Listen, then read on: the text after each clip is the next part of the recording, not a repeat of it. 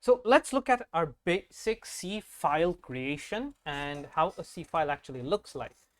So wherever you are in the code blocks or Visual Studio Code or any text editor or IDE of your preference, you can just create a new file. I think in code blocks you go to File and Create New File. Then you have to Control S, I mean save that file, rename it. But this is the part we're going to touch on, regardless of what you're using, the rename or naming convention. So whenever you name or save a C file, there are some naming conventions. First of all, you can write anything you want, but it's better to be specific what you want to write. For example, I'll say first file, right? So first file, I cannot write it like this. There must not be any spaces in C file names.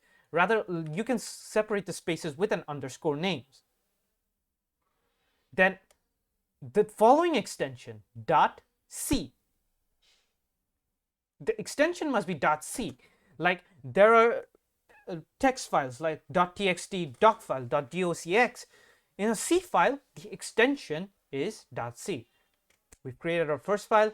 Let's dive into how the structure of a C code looks like.